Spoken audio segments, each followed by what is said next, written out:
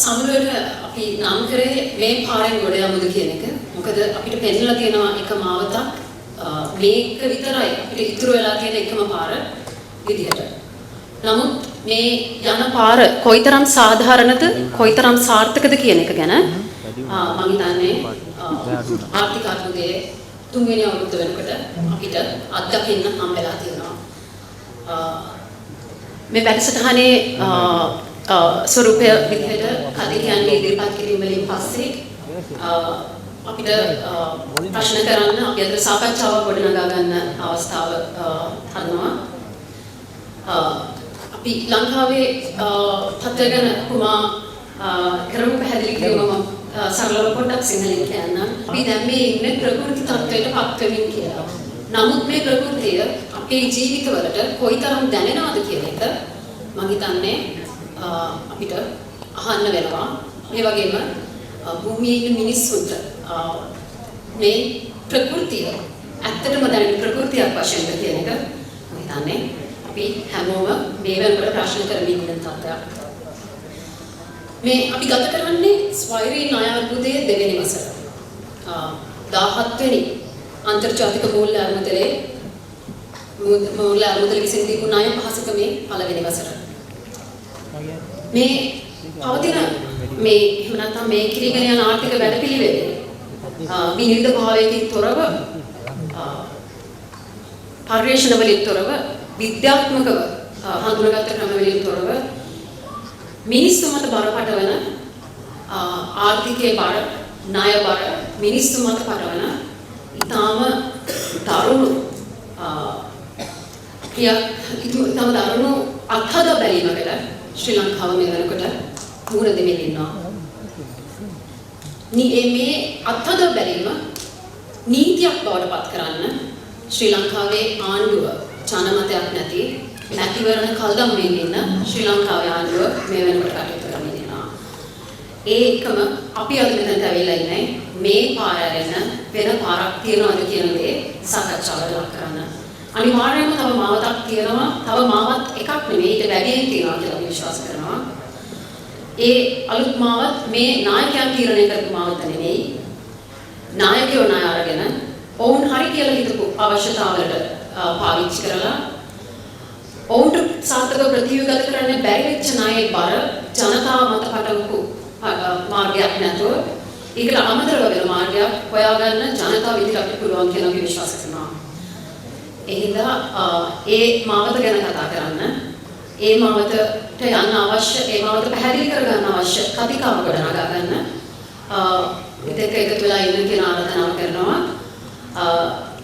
විද්වතුන්ගේ අදහස් දැක්වීම වලින් පසුව අපිට තියෙන ප්‍රශ්න ගැටළු අපි කතා කරමු සාකච්ඡා කරමු. වැඩසටහන මෙතන ඉදිරියට අරගෙන යමු. As Martin has been describing, I think both Charles and Martin have already talked about so much and so many of the important points that what I'm doing is really providing a few footnotes to that discussion that I think would round it off. You heard already, I think, from both of them, how Sri Lanka is not alone, Sri Lanka is not unique. In fact, you know, with debt, I always feel there is this famous first line in Tolstoy's War and Peace. You must have heard of it, many of you, that every happy family is happy in its own way. Every happy family is happy in the same way. An unhappy family is unhappy in its own and very different way. They're all different. In debt, that's not true. Unhappy debtor countries are all unhappy in the same way. And you may think that yours is particular and unique and, faced because of the domestic political economy and the kinds of, regime you had, the corrupt regime, etc., etc. But in fact, the basic processes are identical. And those have already been outlined for you by Martin very clearly, so I'm not going to elaborate them. But I think it's important to stress this because I keep hearing this narrative every time I'm in Sri Lanka about corruption causing the debt crisis. And it's interesting that this is a narrative that is most popular among the elites, who are actually the beneficiaries of that corruption. And they're all saying, yes, it was this terrible Rajapaksa family, they took all the bribes, and they did all this fancy spending, and they took these international sovereign bonds and then spent it any way they wanted in all kinds of vanity projects, and that's right, we're in this race. That is one part of the problem, but it's maybe, 5% of the problem. It's not zero, definitely, and I'm not saying corruption is good. No, I think corruption is terrible and so on. But you cannot blame your debt crisis on that corruption. Because many countries, there are 72 right now, whom the IMF has identified as in debt stress. Many of these countries did not have corrupt governments. Many of them did not misspend the money that they had borrowed. Zambia, for example, was investing in infrastructure and in all of the things that it's supposed to be doing with the debt.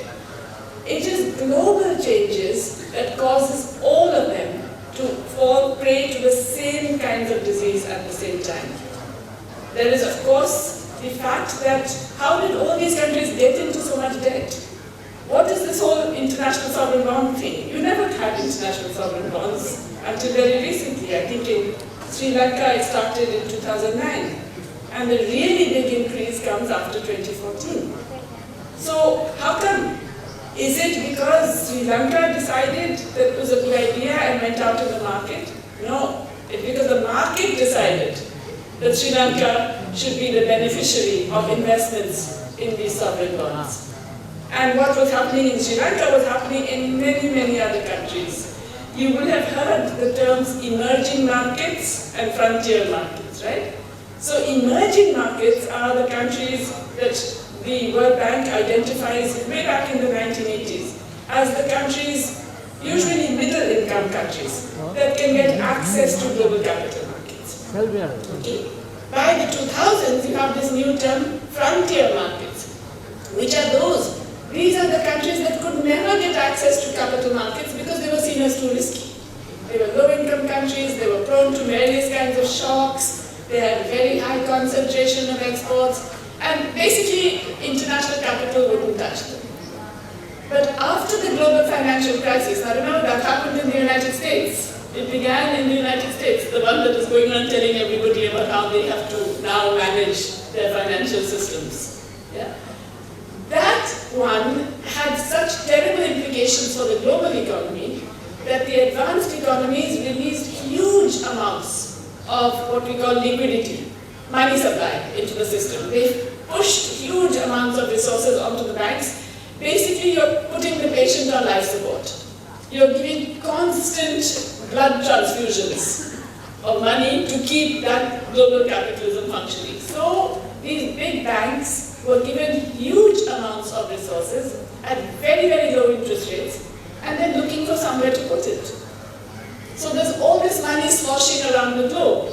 And that's why many emerging markets like Sri Lanka suddenly get access to lots of these bonds. And in fact, you have potential bondholders actually coming and suggesting to governments, you should consider this. It's a very cheap way of getting money. It's much better than your domestic interest rate, even if you don't necessarily need it for your foreign exchange requirement. You have this money sloshing around the globe to countries like Ghana, to countries like Chad, to countries like Zambia. All kinds of countries suddenly got lots of private loans because it was seen as, well, it's zero-cost money, so we can put a little bit here. Doesn't really matter very much. We can get a benefit, some profit we will make from it. But of course, you're very risky. So we are going to ask for very high returns because you might default. And so we are insisting that we will give you this money, but it will be much higher in terms of the return than we would expect for the United States or for the European economies or for many of these other economies. Now, in the Sri Lanka case, there was a further issue. It's actually shocking to realize that you have had 48 years of IMF agreement since 1965. Out of how many? I mean, that tells you something. And that tells you something not just about Sri Lanka, it tells you much more about the IMF. Okay. Many of the things that Martin has described, you don't even need, you can just look at that one figure and say, oops, there's a problem here. And really, what was happening in, let's say, 2014, Sri Lanka was at that time in an IMF agreement. it was having difficulty repaying its loans from the World Bank and the IMF. Yes, because the Rajapakshas had also invested it in lots of white elephant projects, etc. Okay, so there are all these issues. They are encouraged by the IMF to go to the international bond market and issue bonds, and then that money is used to pay off the IMF as the World Bank. Now, there is a term in economics, Ponzi financing. There was a famous speculator called Ponzi in New York in the early 20th century, who basically promised everybody 30% loan returns. And the way he did it is, he tells you, I'll give you 30% return, give your money to me, and then I tell the next person, he says, okay, 30%, and I take his money and repay the first guy. You borrow to repay the loans that you have taken. And we know that that has to end in tears, right? That's a pyramid scheme that's going to collapse. The IMF, it happened under the IMF's watch. The IMF had a program, it was cheering the Sri Lankan government on in doing this issue of ISBs. Davos, the World Economic Forum, celebrated your finance minister, your prime minister, your president for doing all of this. So there is a serious culpability of this international financial institution, and that culpability is very much part of what Martin was saying. Whose interests is it serving? Is it serving the interests of the country that is taking this loan? Because you know that that loan eventually is going to become this huge problem and you're going to have a major debt crisis. Or is it serving the interests of the financiers who are looking for profitable avenues to park their wealth? Okay? If that is the case, and we now have this knowledge about what the IMF is doing, it really means that we have to change the way we look at it. And exactly as I said, it's political. It's not just this technical thing. Okay? It's not about the debt sustainability analysis, which is the gold standard of this analysis, and they have all the answers about whether your debt is sustainable or not. You will have to accept their numbers, not just you, the Paris Club, the Global Debt Roundtable, the Common Framework, everybody accepts the IMF's numbers. But the IMF is not going to tell you exactly its methodology. Because in fact, if they do, they know they'll be found out. You would think something so important, so serious, would actually be widely known. It should be up on the website. These are the data we are using. These are this is our model. These are the assumptions. These are the numbers we've used. They don't do that. When you try and probe more and more to actually get into details, you discover all kinds of problems with the model. Once you are able to figure out what on earth this model actually is. This is a model that assumes that the less you spend, the more you compress demand, the more you force families to have less and less real income, the higher will be the growth. Doesn't make sense, right? Yet that's essentially part of the drive. That's how it ends up with these very optimistic numbers for how much debt has to be renegotiated. It says, oh, you don't have to really have too much reduction in the debt. 10% is going to be good enough. 15% maybe will be good enough. Because it's expecting growth to happen when everything it is telling that country to do is actually making growth less likely. Yeah? It's the opposite of how the international community looked at debt even in the 1950s. Okay? So let's just remind ourselves that this is not because people don't know. This is not because they haven't thought it through. This is because they are actively choosing a different route. Okay? In the 1950s, Germany had a very large debt. It had come out of the war, Hitler had taken a bunch of debt, but then even after that, the other country, the new government had taken a whole lot of debt. It had a huge unpayable debt. The London Club of Creditors, they met, and they did a major restructuring of Germany's debt. Half of that debt was converted into just regular transfers, so you didn't have to pay half of it. The other half was converted into long-term debt, where the interest payments are capped, maximum of 5% of your export earnings. Imagine if Sri Lanka had that situation today, where you didn't have to spend 15%, 16% of government revenues on debt payment. You could actually link it to your expert earnings and say, I will give 5%. Now, obviously, that was a different world, right? It was the Cold War period. The US and Europe were interested in West Germany growing, and that's why this happened. Okay, it's political. Always, it's political. But the point is that idea that a country can grow out of debt, and if you really want success in that economy, you should ensure that it can grow out of debt. The growth is essential for a sustainable debt reduction. That's something they know. It's just that now they're putting in measures that prevent you from doing that. Pretend, and then are very surprised, but it doesn't turn out the way it does, okay? I also want to highlight one other aspect of the whole process of the getting into debt and the trying to get out of debt, which is less discussed often, and that is, if you like, the gender and class dimension. Okay? We know that it's the poor who don't really benefit from that period of debt increase. Okay? In Sri Lanka, you know that and you blame it on corruption. But I can assure you that poor people across these 72 countries also didn't really benefit from that period of debt accumulation. But when the crisis happens, when the adjustment happens, it's the poor who are bashed. They are bashed through rising prices of essentials, as was noticed, higher indirect taxes, falling availability of basic public services, less spending on health and education and all of that thing. Among this, again, if you look at women, once again, women very rarely are, if you like, beneficiaries of that period of debt accumulation. But women are major sufferers of that process of adjustment. Why? Because this adjustment relies on the unpaid labor of women. What happens when you cut health spending? Does it mean that the person who needs care is not going to get care? No, that person will get care within the family. The women and girls in the family usually are going to provide the care.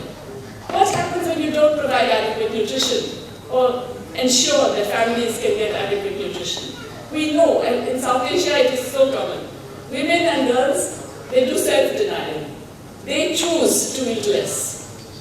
What happens? The incidence of unpaid care work increases dramatically in every crisis, and it's increased dramatically in Sri Lanka as well. And this is something that governments do regularly. Not just in Sri Lanka, they do it in India, they do it everywhere. Governments do this regularly. Why? Because they know they can get away with it. Get away with it in what sense? That if you actually deny the things that the government is supposed to provide, the basic public services it's supposed to provide, those services will be provided within the family. Care is not going to stop happening. No one is going to say, oh, I'm going to just leave my aging mother on the street because, there isn't a facility that is able to look after her. No one is going to say, I'm not going to look after my child because all the public nurseries and creches are closed. They know it will be done. And they know it will be done dominantly by women and girls. So, we used to make a mistake, a lot of us feminist economists, by calling this a gender-blind policy. It isn't a gender-blind policy, it's a gender-exploitative policy. It is governments exploiting that particular aspect of care, which is that it's going to be done anyway, because you care about the people you're caring for. And that you can therefore put more and more burden of unpaid care work on women in that economy. And this is something that is absolutely true in Sri Lanka as well. Now, this in turn means that we have to clearly be much more questioning about the whole IMF strategy. And both Charles and Martin have explained that, I think, very, very clearly. And there are global moves, I think, now, to be considering debt reduction in a way beyond the IMF. Certainly in the United Nations, there's a lot more discussion on debt. There are reports of the UN. There's a report of a high-level advisory board on effective multilateralism, which is making very specific recommendations about debt reduction. In particular, it's saying, if a country applies for a debt reduction, you have to have a standstill on debt. You can't keep adding the interest payments to be added up, so that when you come out of it, you have to pay this huge amount which is double what you started with. It has to be a standstill. And the good thing about the standstill is that it really concentrates the minds of creditors. Then they are actually keen. Then they won't wait 3 years, 5 years, keep you hanging on the sidelines, driving crazy, etc. They will actually also try and find a solution. This is not something any country can do on its own, but it is something that a global framework could actually put in. And as I said, there are really discussions. There is a financing for development discussion that is now they're going to have a big meeting next year in Spain. And there's a separate track on debt which is looking at issues like this, which is thinking about the different ways in which you can address the debt problem. But what do you do if the global system is going to deliver tomorrow or next week or next year even? I mean, we know that it's a very lethargic system, right? The UN is a crazy elephant and you don't even know at the end of it how much of it will come out. So what do countries like Sri Lanka do? How do all of you handle this situation? How do you deal with a government that is hell-bent on following the IMF? How do you deal with an economy that is on the route to disaster? Now, let me actually be clear on this. I don't think you should think about it as, oh, we have no alternative but the IMF, because actually saying that is saying that Sri Lanka should actually walk down the precipice. That we know it's going to give us a terrible future and destroy a generation and not allow us to grow, but we have to do it. There is no reason for doing this. You have to be able to say that there is another option, which is of course the title of this particular seminar. But there are many ways in which you can actually think about doing it. The first, of course, is what Martin has been telling you. You have to do your own homework. And I don't mean, of course, the government should be doing it. But if the government doesn't do it, civil society must do it. Civil society must go out there and look at the IMF numbers. For example, look at what they promised in their DSA. What was going to be the growth trajectory this year?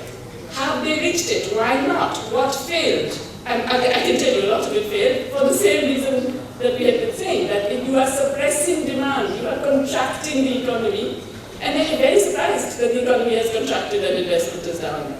You are punishing small, medium and micro enterprises with very high interest rates, very high electricity costs, very high transport costs. And then you're very surprised when they don't grow and invest. Yeah?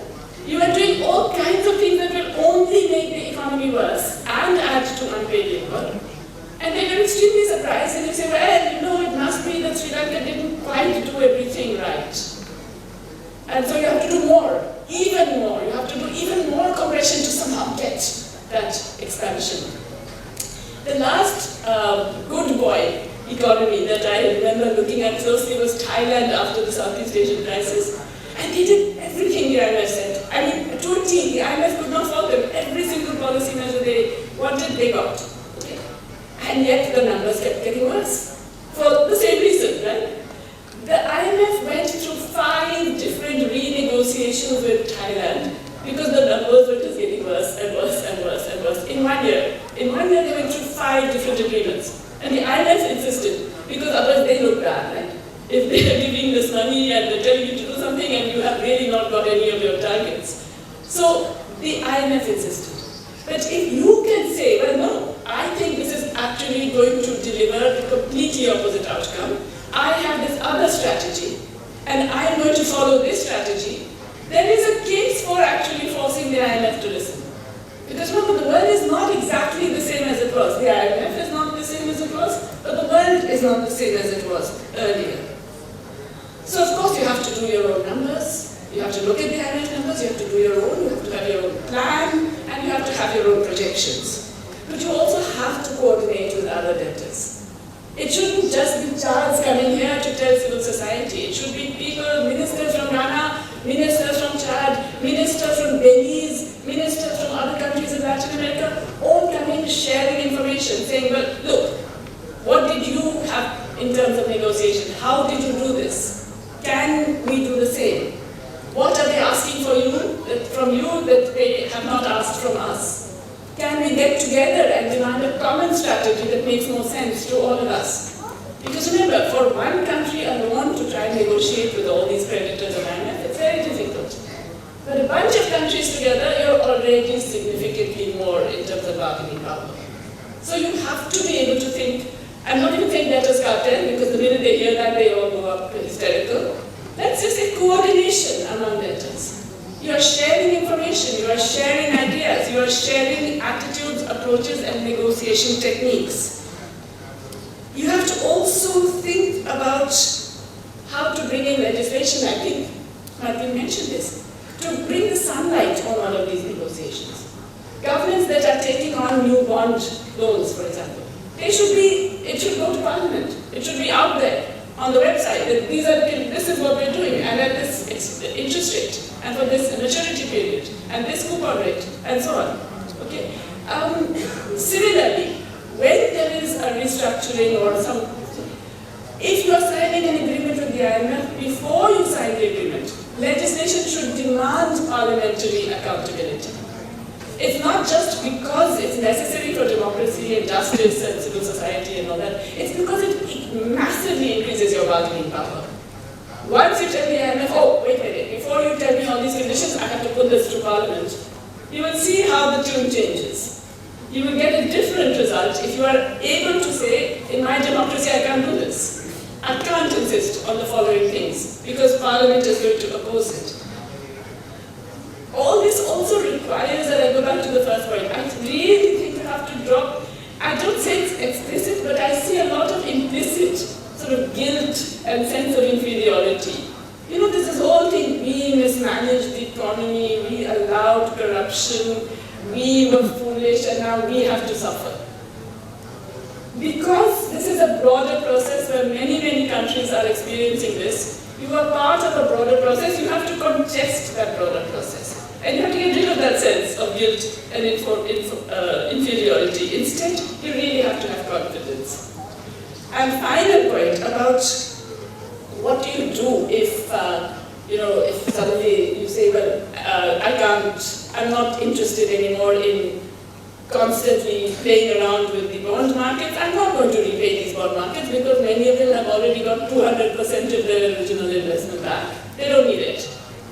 And then, let's say the bond markets crash. You are not in the bond market right now, and you're not going to be for several years, let's be clear. Whether you like it or not, no matter what the IMF says, you're not going to be. So it doesn't matter that that bond crashes. You should have that confidence to say, you have got more than what you should have got already as returns, that's it. And if the prices of those bonds fall, that's the bondholder's problem. You have to recognize your own strengths. Sri Lanka has a current account surplus, 1.6 billion, last time I looked, for 2023. Right? That is double what you're getting every year from the IMF. And for the IMF, you're doing all these precautions and this and that, and destroying the pension funds of your workers, destroying the living conditions of all your people. You're doing all that. But you already have 1.6 billion current account surplus. You do not need that money. So essentially, you have to develop the confidence, and you have to be able to think of cooperating and coordinating with other countries that are very much in that same boat, because we all have to prevent that boat from sinking. And I assure you, if we carry on this path, that boat will sink. Okay, thank you. I know Helen has been championing for you for a long time, trying to organize this meeting, and I'm so glad to be here. I know it's going to be a bit slower. I get that. So my presentation today will have three main parts besides the conclusions. I will start by analyzing the nature of a debt crisis, why debt crisis occur, what they mean for the people of a country, what they mean for the functioning of a society, and how to address debt crisis, why it's important to design and implement policies to address the problems that arise in situations of debt crisis.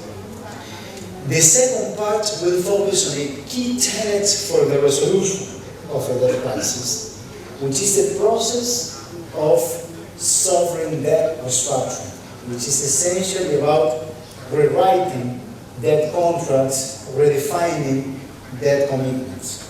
And I describe how these processes work, not just at the technical level, but also at a power level. Power is key to understand the resolution of sovereign debt crisis.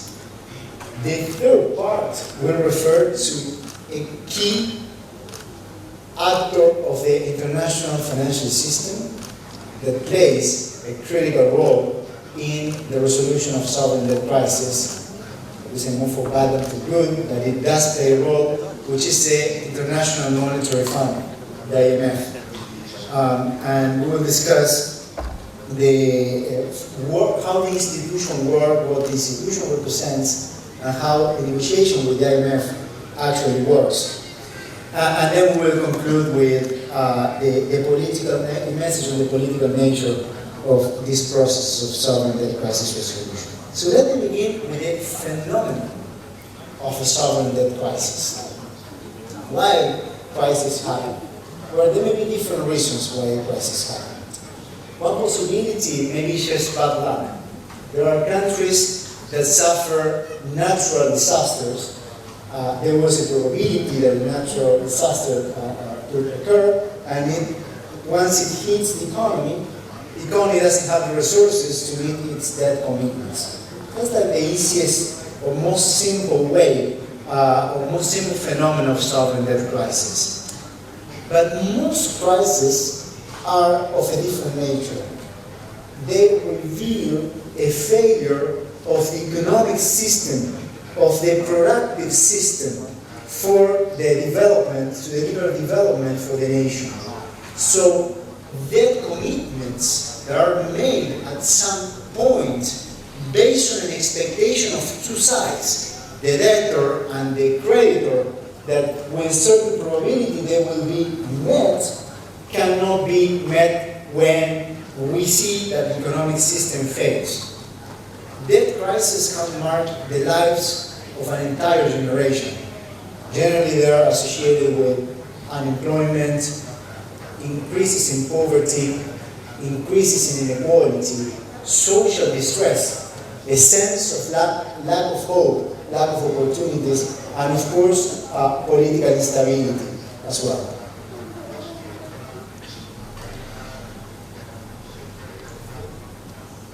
The workings of the debt crisis is as follows. Typically what happens, as Charles explained, is that on the one hand, when the government has too much debt in foreign currency, given the incomes that it creates in foreign currency, and continues servicing that debt, it basically runs out of foreign exchange. When a country runs out of foreign exchange, it has problems for importing, for the imports, and imports are a key input for the production of the economy, so production tends to contract. At the same time, when there is a scarcity of foreign exchange, the value of the exchange rate depreciates. The currency becomes weaker. When the currency becomes weaker, there is inflation. So sovereign debt crises are maybe associated to these two extremes of macroeconomic phenomena, sometimes more to one than to the other, which are unemployment on the one hand and inflation. Countries that have fixed exchange regimes, like for instance Greece, when it had its crisis, it was part of the Eurozone, suffer unemployment rather than inflation. Countries that have floating exchange regimes tend to suffer more inflation than unemployment. But inflation also means fall in the real value of the incomes, of the wages. So one way or the other, the people suffer. And if this phenomenon is not addressed, what happens is that the government, when time passes, has a larger and larger burden of debt payments, and in order to meet debt payments, what does the government do? It cuts other expenses. Typically, those are easier to cut. What's the easiest? Typically around the world, public infrastructure, which just reduce investments in public infrastructure, or certain expenses are critical for the development in the medium term of the nation, like education, health. Even pensioners suffer the consequences of that crisis. So there are then effects both in the short term and in the medium term. In the short term, the economy contracts or has more inflation, but in the medium term, we damage productivity. So countries lag behind if they don't address this crisis. Basically, an entire generation can suffer the consequences in the way of an underdevelopment track. So that's why it's so important to address sovereign debt crisis. We have a saying that says, the debt don't pay the debts. So a country that doesn't restore the sustainability of the debt and creates enough space for economic recovery in the short term and in the medium term, eventually it's unable to pay the debts anyway. So restoring the capacity to repay debts is important not just for the debtor, also for the creditors as a whole. So when this happens, there has to be a restructuring of the debts. There's one important aspect of sovereign debt that we need to take into account. So there are different forms of debt. A country can have debt with the IMF, debt with China, debt with the Paris Club, debt with other multilateral development banks, or debt with the private sector. And that debt can be denominated in the domestic currency, so it could be in Sri Lankan rupees, or in foreign currency, like for instance, US dollars. Every sovereign debt contract with private creditors in foreign currency includes a compensation for risk in developing economies. Everyone understands that there is a risk that the country won't have the capacity to repay. So when the country pays more, much more than what advanced economies pay on its debt contracts. You, Sri Lankan taxpayers, pay much more to your creditors when you pay than what American taxpayers pay. Which is recognizing that there will be circumstances in which there will be a restructuring. Otherwise, there will be a transfer of a rent from the Sri Lankan taxpayers to the American financial system or the European financial system. If you never restructure your debts, despite the fact that there is a risk premium included in the debt contracts. Risk premium means an extra compensation just in case the country can't pay. So the existence of that extra interest is what justifies the debt restructurings when they need to be done. Well, now you are in that circumstance. Many different, and you're not alone. As Charles was explaining, there are many countries that are going through that situation. We had a meeting at the Vatican with Pope Francis last Wednesday. It was called Addressing the Debt Crisis in the Global South. And the concern is that we have every month a new country falling into a situation of debt distress. It's a global phenomenon.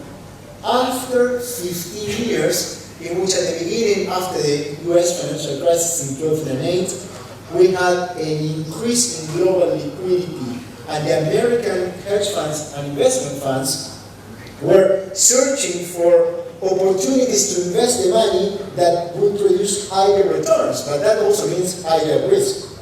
If you have higher returns and no higher risk, that tell me the recipe. That doesn't really exist, so everyone knew that they were taking higher risks. And then we had the pandemic. And then we had the war in Ukraine. And the Federal Reserve of the United States started to contract the amount of money in the global economy. There is a lower amount of US dollars now in the global economy. So it's more difficult for countries to find financing. So they cannot refinance the debts. What Sri Lanka is going through is the same that many other countries are going through. And that's why we are seeing debt restructurings, so many right now. We have had a phenomenon with certain similarities in the decade of the 1980s.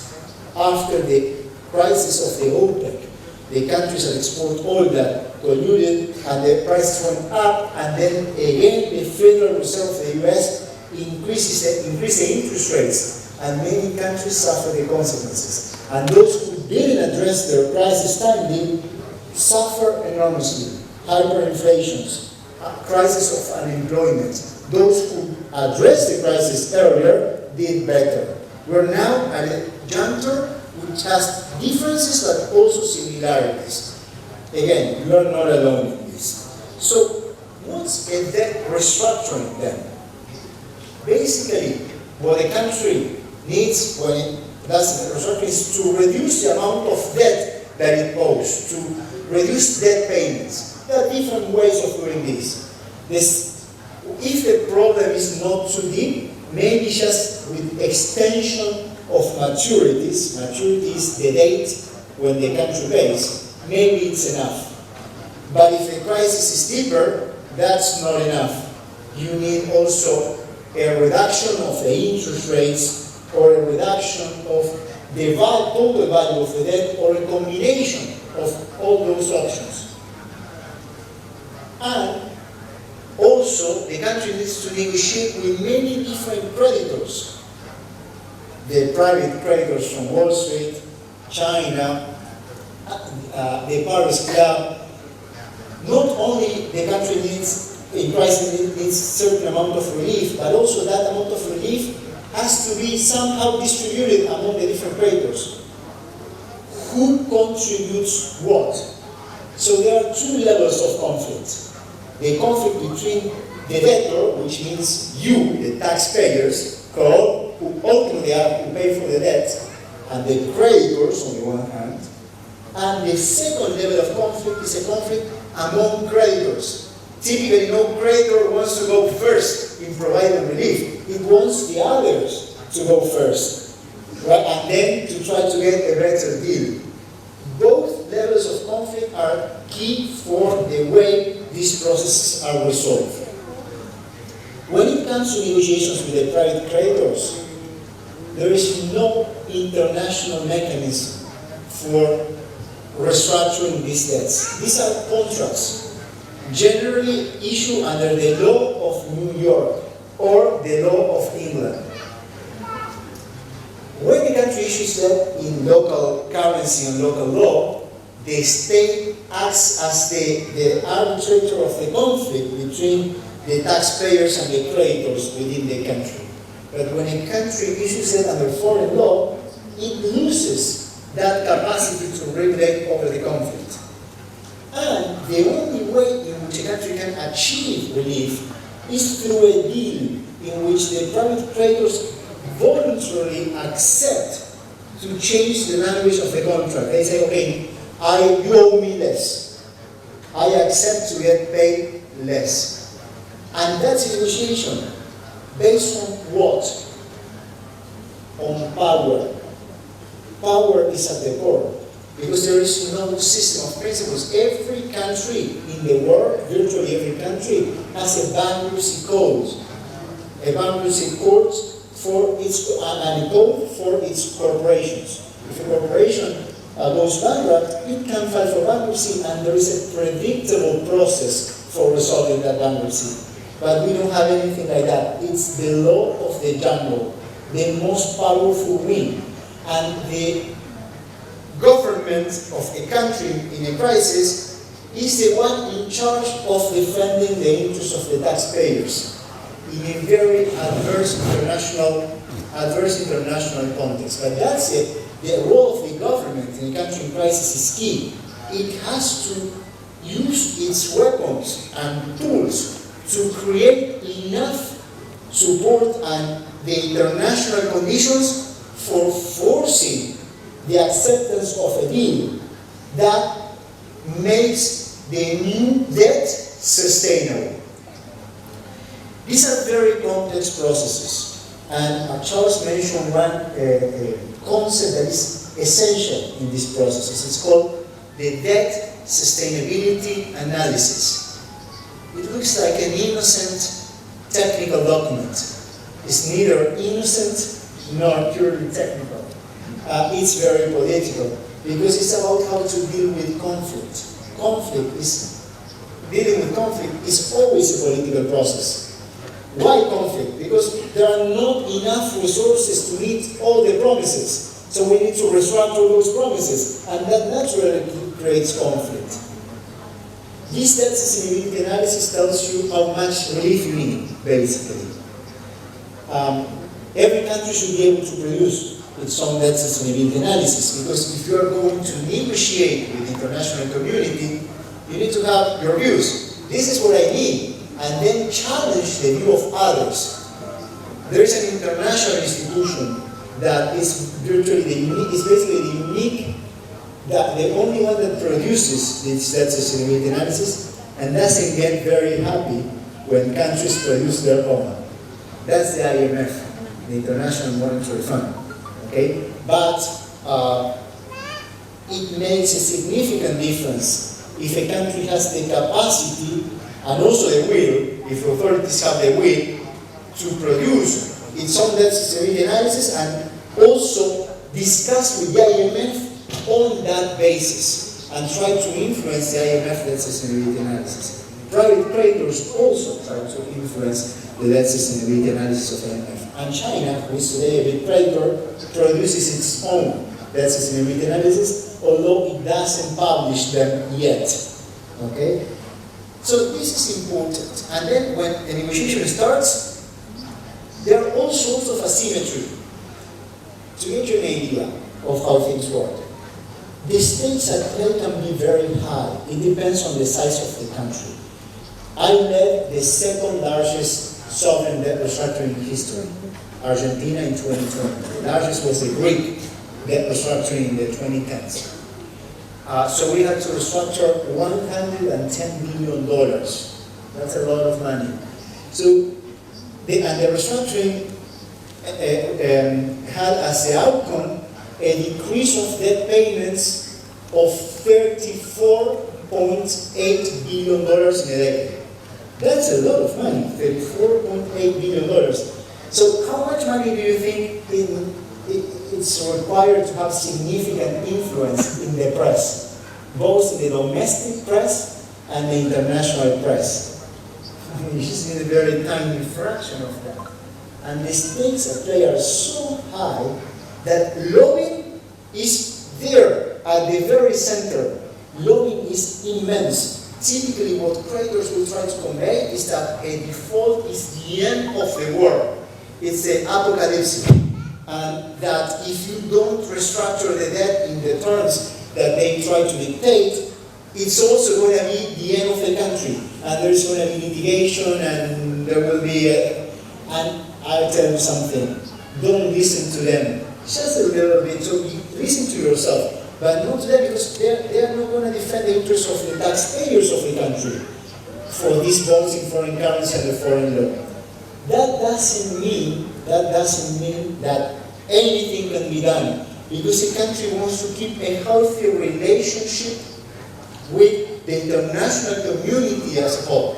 Isolation is never good for an economy. Financing from international development banks, the access of the private sector to international financing, those are important things for the production possibilities of the economy. But in every single episode of debt restructuring, the threats from creditors are overstated. They are, most of the times, almost empty threats. And they, however, leave a deep mark because of the way the international and domestic narrative is influenced, mainly in the press. So there are all these sorts of asymmetries that you could even find, and this depends on every country. In my country, this was a reality. Financing for campaigns, for political campaigns. So part of the political system could be in the hands of those that are negotiating with the representative of the taxpayers, which is a problem. Even the media could be funded by, they're not just as journalists, right, but at the top level. So all these asymmetries of power, of information, the lack of transparency, they are part of these processes. And it's important for the government to always keep in mind what objectives need to be achieved. And the number one objective is the restoration of debt sustainability. Secondary objectives are to try to minimize litigation, if possible, but conditional on restoring debt sustainability, and that way giving the necessary conditions to the country to restore economic growth. That's not sufficient. And that restructuring is only a necessary condition, not a sufficient one. But without it, a country cannot really recover. So let me now move to the third part, the IMF. If I have IMF, another complex institution. This is like, if you really want to create an institution that, if you think how to create that kind of institution and you want to do it that way, I don't think you will manage. It's really incredible the way it works. It's like it looks more like a science fiction movie, and I know this institution very well. I actually, as I didn't tell you, I had to negotiate a refinancing loan. Argentina in 2018 borrowed the largest amount ever from the International Monetary Fund. It was a political loan. So by then, the US government, Donald Trump's administration, wanted to support Argentina's government and basically approved the largest loan ever, and Europe was silent about it. It was a terrible thing for the country, a terrible thing. And then when I was a finance minister, I had to the country didn't have $45 billion to repay the IMF, so I negotiated a refinancing deal. So basically, we changed the terms of the agreement to avoid that the country would go into the stabilizing spiral.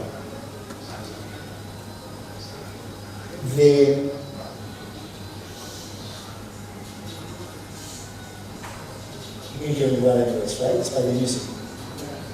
Good.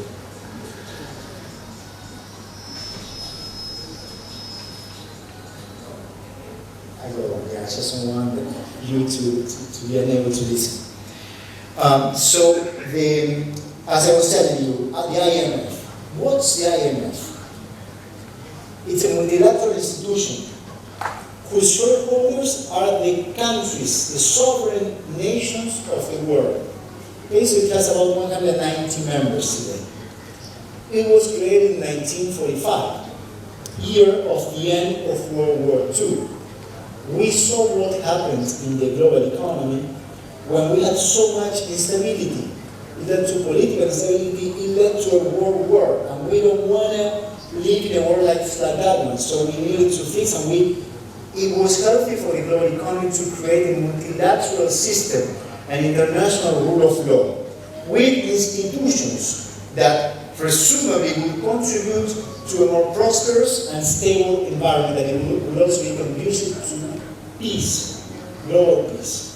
The IMF was one of these institutions created in Bretton Woods, northeast of the US, very close to where I did my PhD in economics. I studied at Brown University.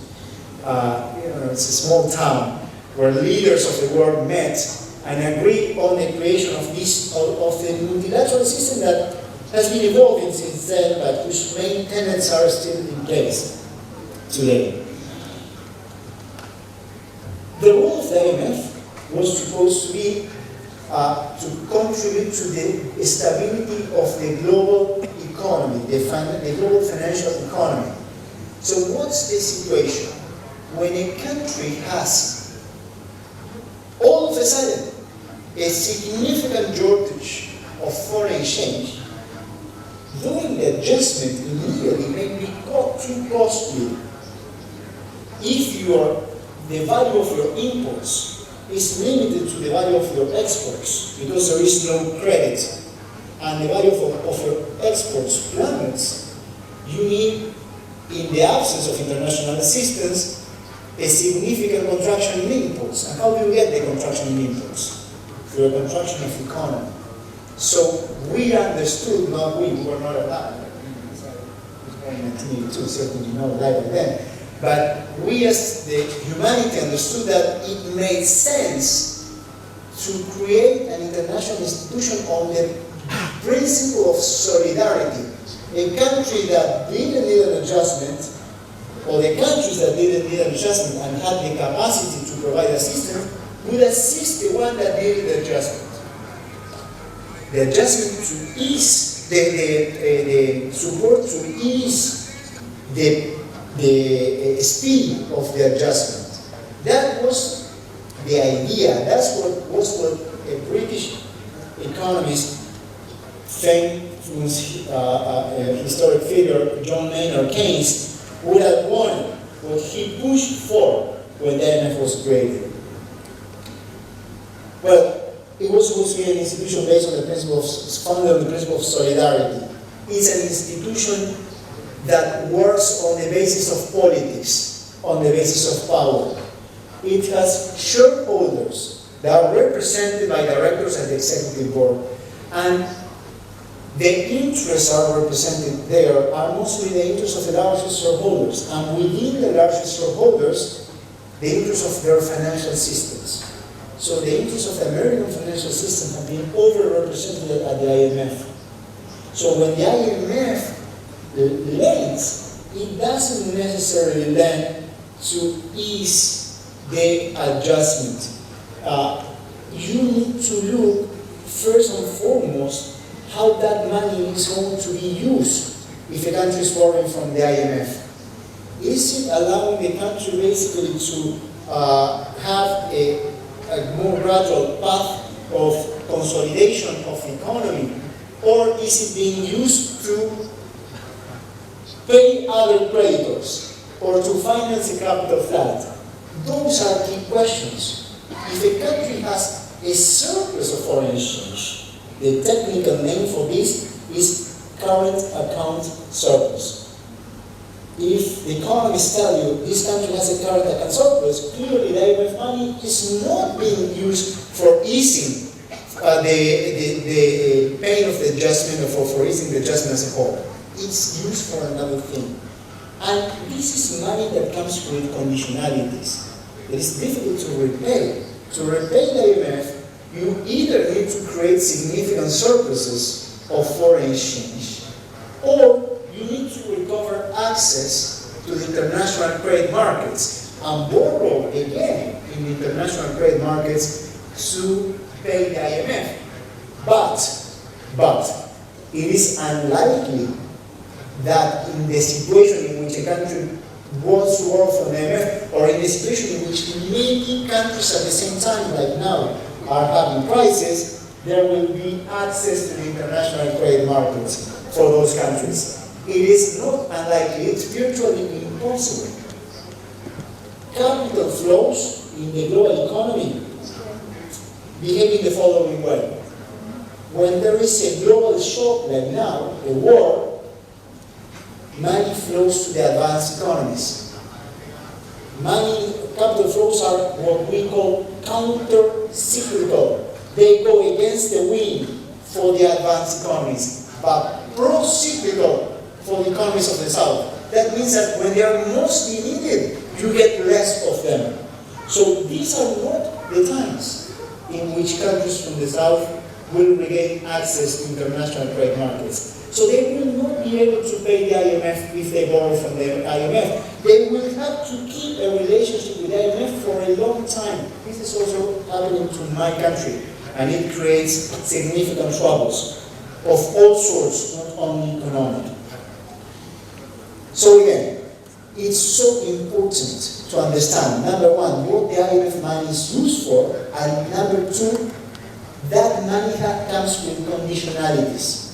And those conditionalities may not be the ones that the citizens of the country want, because they are largely influenced by the largest shareholders or the interests they represent, not by the labor minister of or the energy minister of the partner country for you, of your own country. No, it's going to be influenced by the interests defended by the finance minister of the advanced economies, and typically, as I said before, the financial interest therein.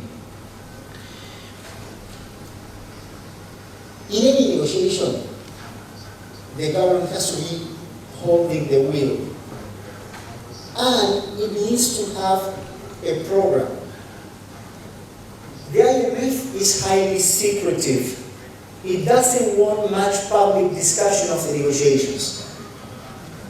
That's not the right way of doing this for a country. So actually, in my country, I did involve Congress in a different political situation, in order to have a complete, transparent negotiation. If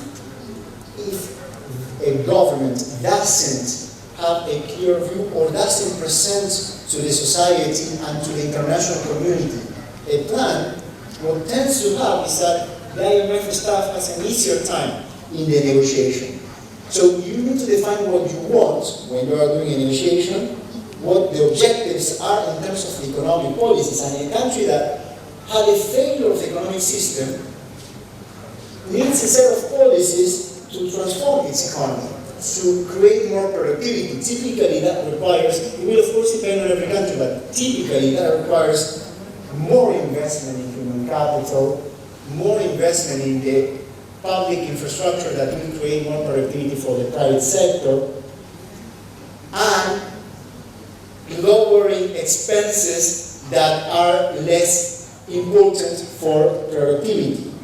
At the same time, certain degree of fiscal responsibility in the sense that whatever fiscal plan the government has to be financeable.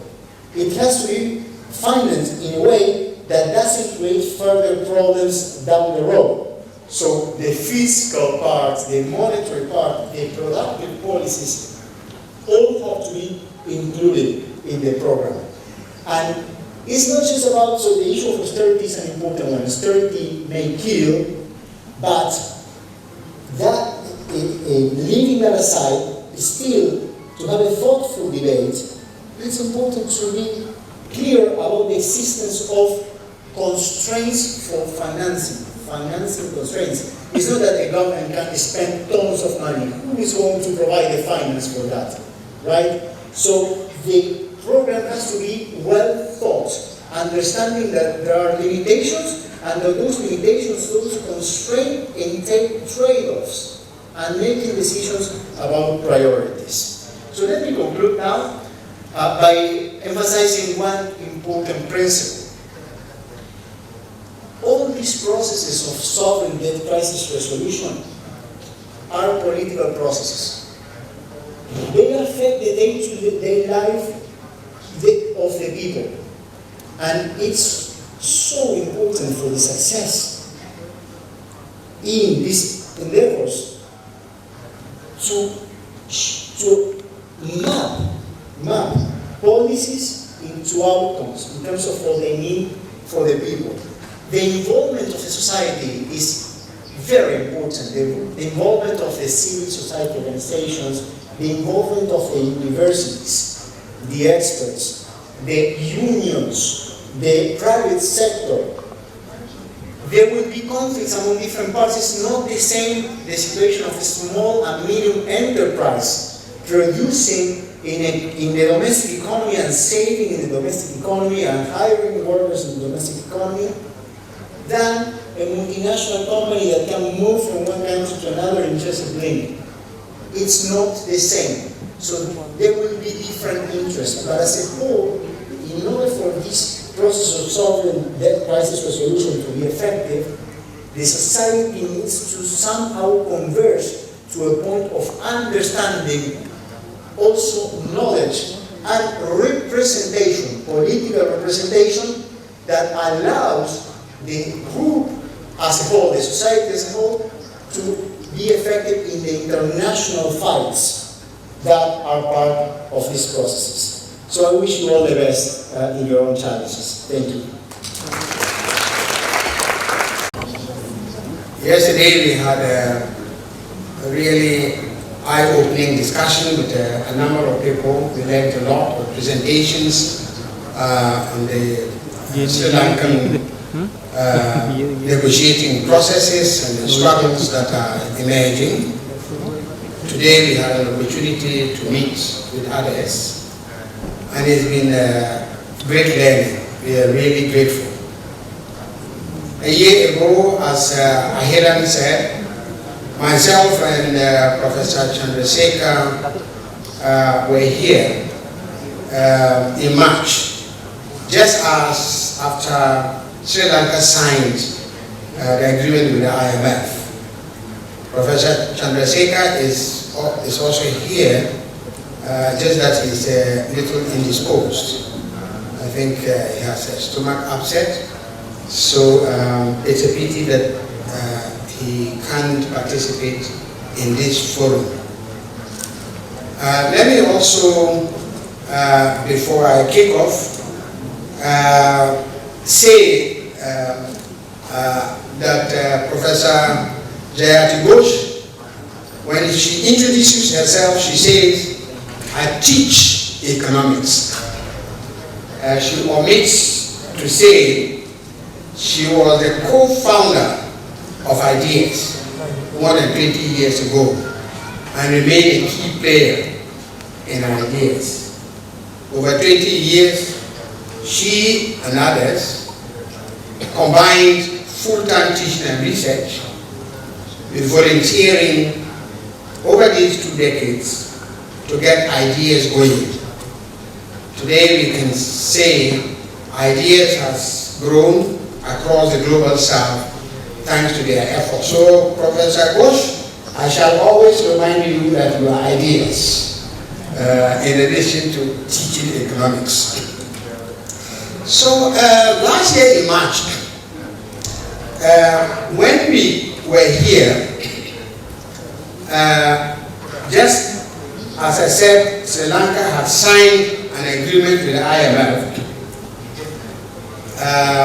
the 17th IMF agreement.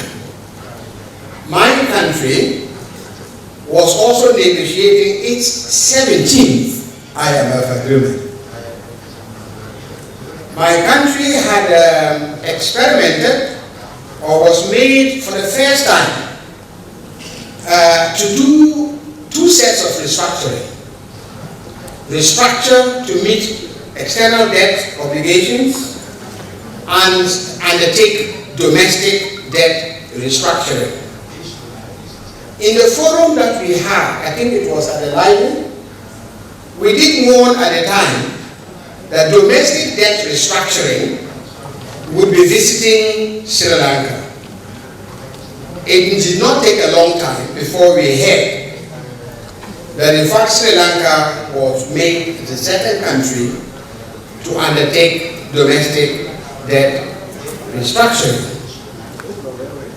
So the 2 countries, my country and yours, since 2007, very rapidly accumulated international sovereign bond debt. Very rapidly. Sri Lanka has a higher per capita income than Ghana. Nevertheless, our debt structure is exactly the same. So, a poorer country, a slightly richer country, were both pushed into international sovereign bonds. And we are not the only 2. And we are not the only 2 suffering a debt distress. There are 50 or more who are suffering debt distress in the process of debt restructuring, preparing for debt restructuring, or taking very harsh measures to avoid a formal agreement with the IMF whilst implementing IMF-type programs. It is a global issue. Why and how did we come here? I shall leave that for Professor Ghosh and Martin to explain further. But here we are. And austerity is not accidental to an IMF program and debt restructuring. The purpose of the restructuring is precisely to reduce aggregate demand, to squeeze aggregate consumption. You squeeze that so there is savings to pay the debt. How much you squeeze depends on how much you are able to negotiate burden sharing between your country and the creditors. In this case, international sovereign bond holders. It's called haircuts. How much each of us will share the bearing of the adjustment, because after all, both sides are supposed to have benefited, and for international sovereign bondholders, they already made their money. The more you can get a haircut, that is greater burden sharing from your creditors, the less you squeeze the population. The squeezing of the population takes a number of forms. The more obvious one is the cutting down of public expenditure.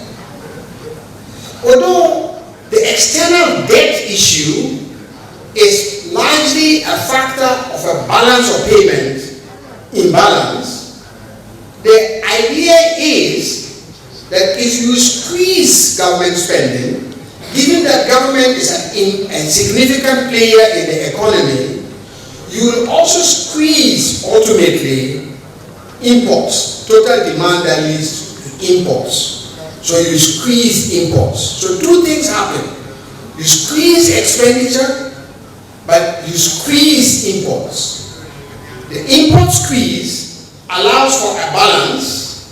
That means you are importing less, you are saving more in foreign exchange, and hopefully you find other ways to bring in additional foreign exchange to service your debt and to grow.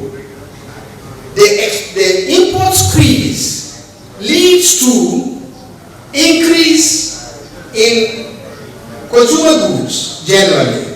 And if Sri Lanka is like my country, that's very dependent on imports for everything from sugar to shoes, then the less imports there is, the higher the prices.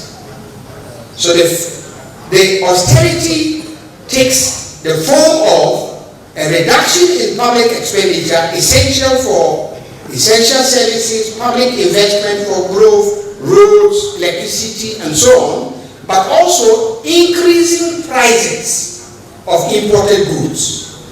And therefore the population is double squeezed.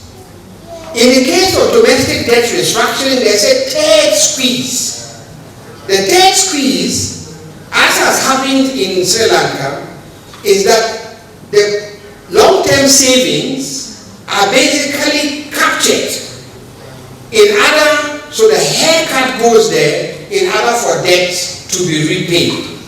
In my country, we successfully campaigned against domestic debt restructuring borne by pension funds.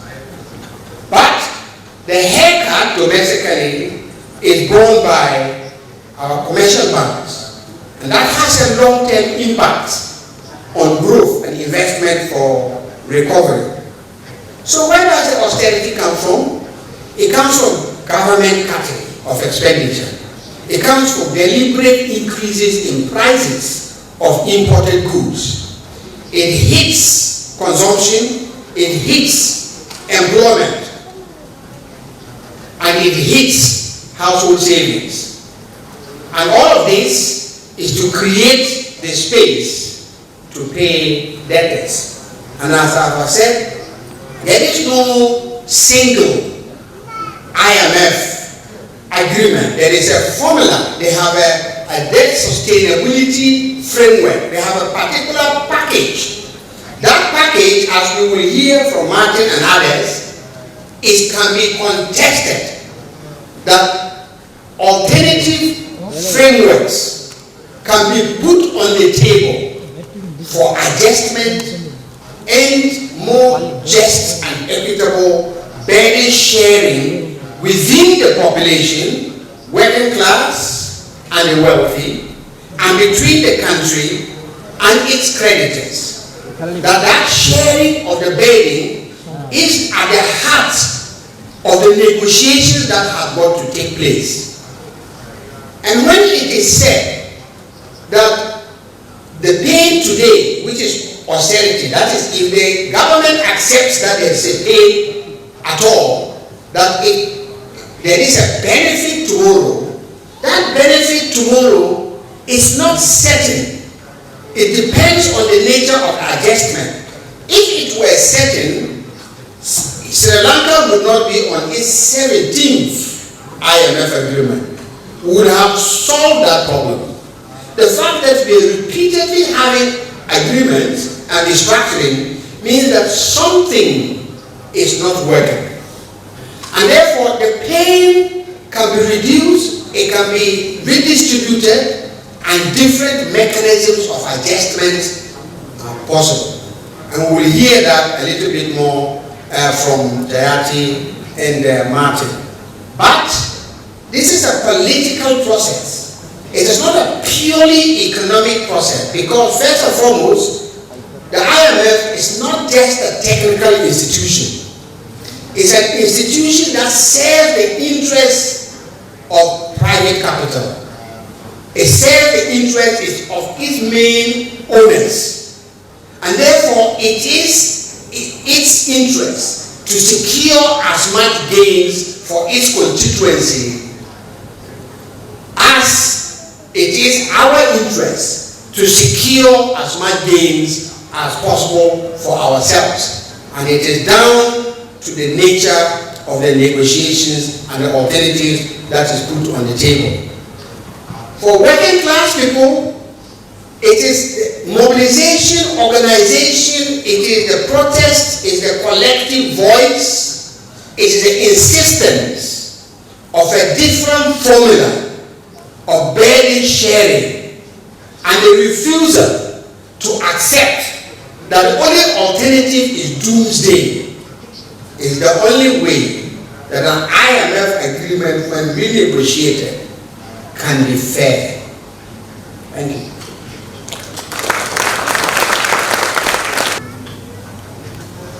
From this crisis,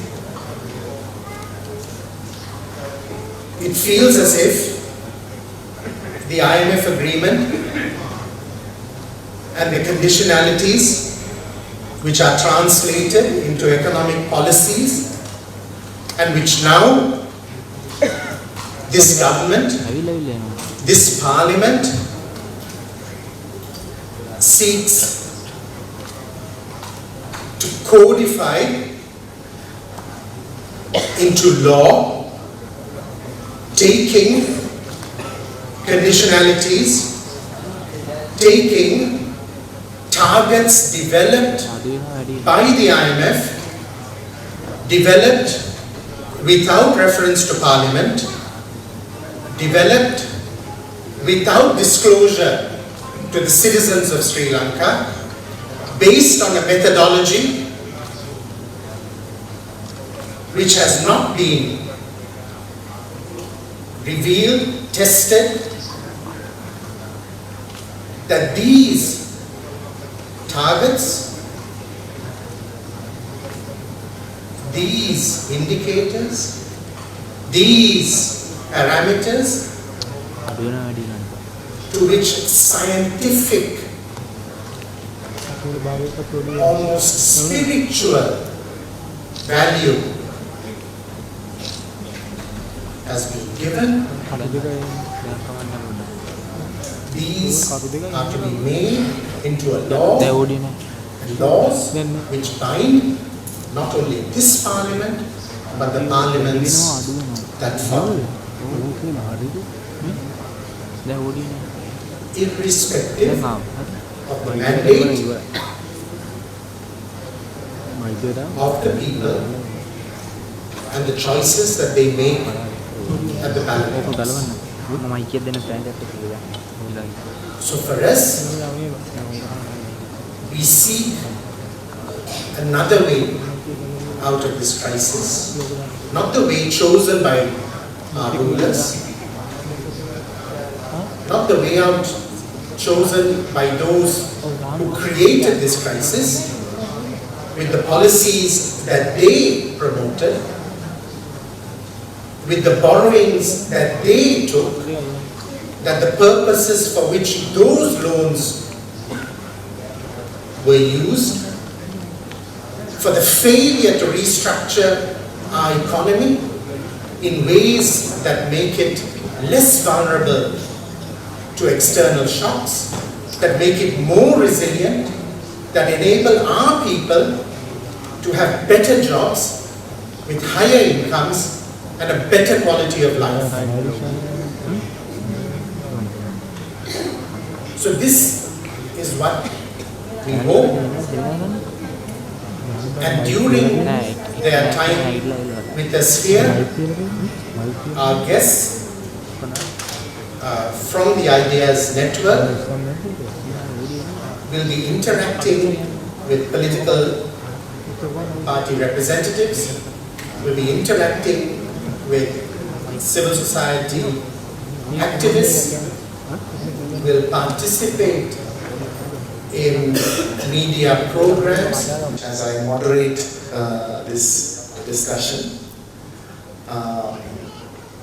we are really fortunate and honored to have a number of international economics experts visiting Sri Lanka this week. 7 of them from different countries are here with different backgrounds.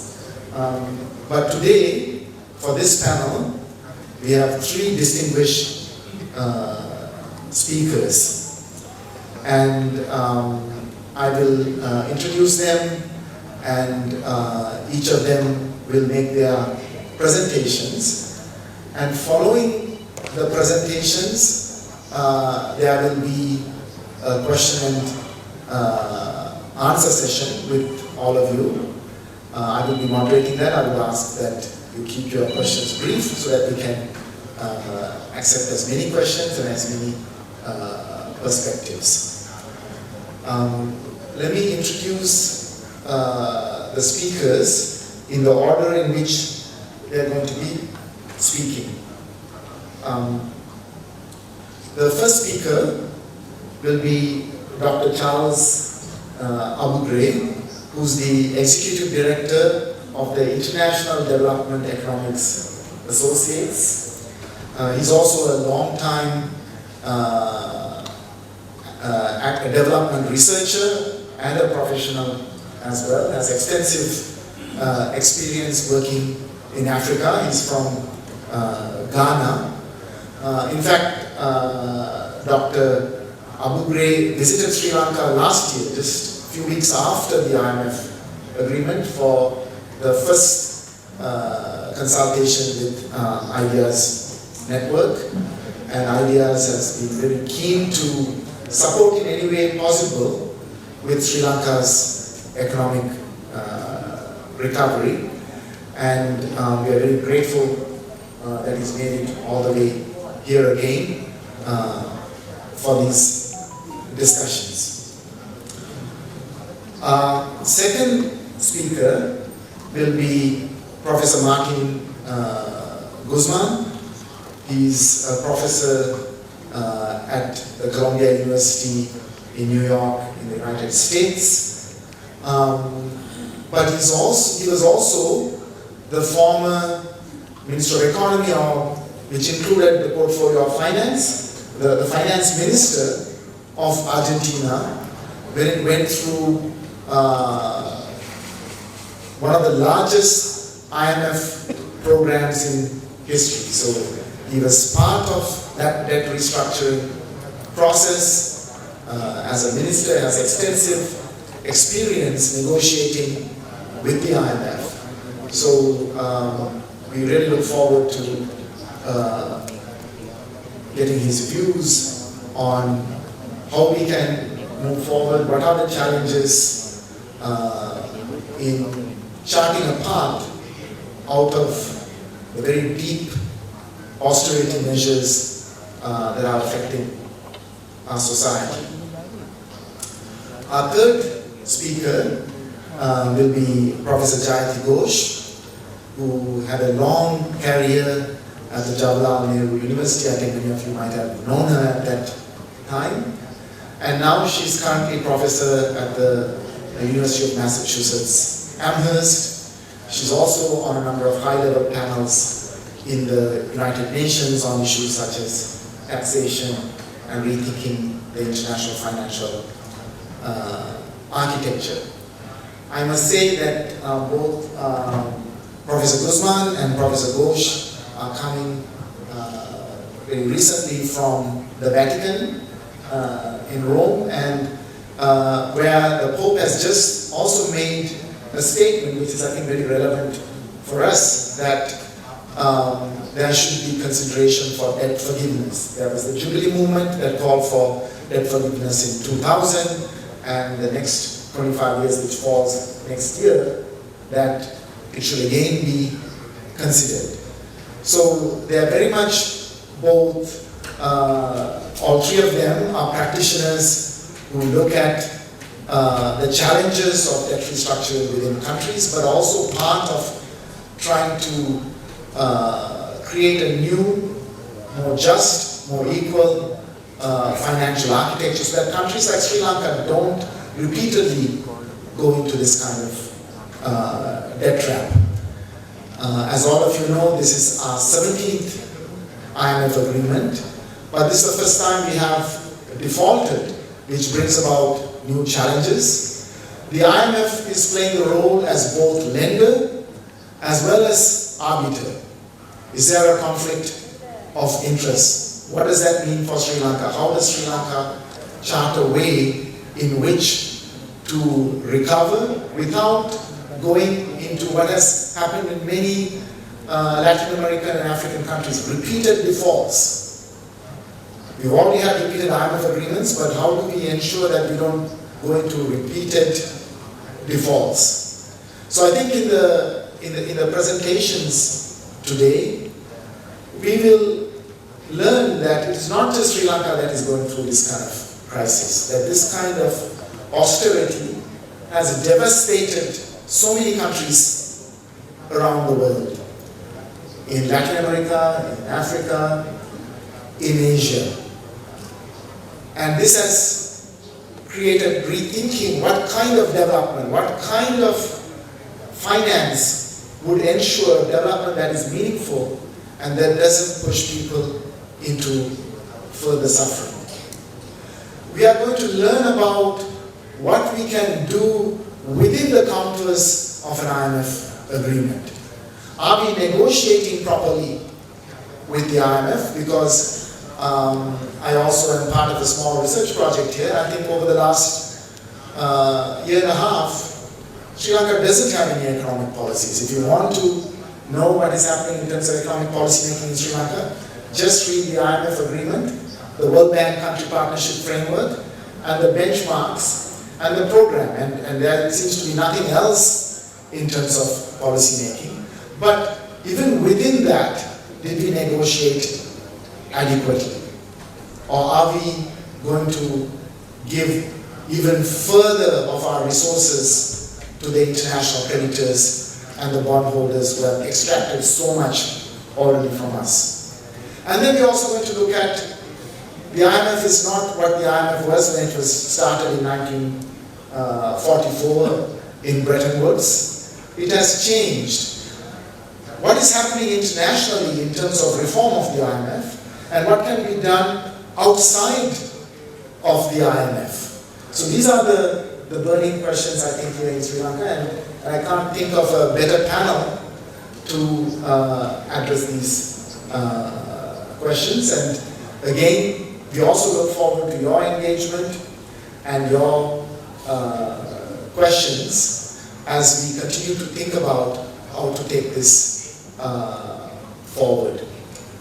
Thank you. And now I invite Dr. Charles Abugray, Seriama, Karan Malsirameku, Sarvadesa Nidhi Naniyam, மற்றும் இலங்கையின் எதிர்காலம் என்ற தலைப்புல இந்த நிகழ்வு யுக்தி சமூக அமைப்பும் மற்றும் சர்வதேச அபிவிருத்தி பொருளாதார அறிஞர்களுடைய அமைப்பு முனைந்து முன்கொண்டு போகின்றது. ஒரு சில நாட்களாக இங்கு 7 சர்வதேச நிபுணர்கள் வந்திருக்கின்றார்கள், பொருளியலாளர்கள் வந்திருக்கின்றார்கள். அவர்கள் இலங்கையுடைய தற்போதைய பொருளாதார நிலைமை உங்களுக்கு தெரியும். இலங்கை ஒரு வருடத்துக்கு முன்பு அதனுடைய 17வது ஒப்பந்தத்தை சர்வதேச நிதி நாணயத்துடன் மேற்கொண்டிருந்தது. 2 வருடங்களுக்கு முன்பு இலங்கை வெளிநாட்டு கடன்களை கட்டாத நிலைமை காணப்பட்டது. கடந்த பல வருடங்களாக ஒரு ஆழமான பொருளாதார நெருக்கடிக்குள் மூழ்கி போயிருக்கும் எங்களுடைய பொருளாதாரம் எவ்வாறு இருக்கின்றது? இவ்வாறான நெருக்கடி தான் வேறு நாடுகளிலேயும் இருக்கின்றதா? குறிப்பாக இந்த ஐடியாஸ் வலயம், இந்த சர்வதேச அபிவிருத்தி பொறியாளருடைய வலயம் ஆசியா, ஆப்பிரிக்கா மற்றும் தென் அமெரிக்கா நாடுகளை சேர்ந்த பொறியாளருடைய வலயமாக இருக்கின்றது. இந்த நாடுகள் பலவற்றிலும் ஏறத்தாழ 50 நாடுகளுக்கு மேற்பட்ட நாடுகள் கடன் பிரச்சனையில் சிக்கி போயிருக்கின்றார்கள். இவ்வாறான விடயங்களையும் எங்களுடைய பொருளாதாரத்துடைய எதிர்காலம் எவ்வாறு நாங்கள் இப்ப இருக்கும் ஒரு பொறிக்கிலிருந்து வெளிவரலாம், இதற்கான முன்மொழிவுகள் என்ன, இதற்கான படிப்பினைகள் என்ன என்ற போன்ற விடயங்களை இங்கு கலந்துரையாட வந்திருக்கின்றார்கள். அவர்கள் இங்கு இருக்கும் பொறியியலாளர்கள் செயற்பாட்டாளர்களுடன் கலந்திருக்கிறார்கள். அதே நேரம் இங்கு இருக்கும் இலங்கையில் இருக்கும் சில அரசியல்வாதிகளுடனும் இந்த பேச்சுவார்த்தைகளை மேற்கொண்டு வருகின்றார்கள். அந்த விதத்தில் இந்தியா கலந்துரையாடலும் ஆரோக்கியமாக இருக்கும் என்று நம்புகின்றேன். அவர்களுடைய உரைகள் ஆங்கிலத்தில் மேற்கொள்ளப்படும், ஆனால் அதற்கு மொழிபெயர்ப்பு இருக்கும். அவர்களுடைய உரைக்கு பிறகு உங்களுக்கு எல்லாருக்கும் கேள்வி கேட்கிற ஒரு வாய்ப்பும் கிடைக்கும். நன்றி, வணக்கம்.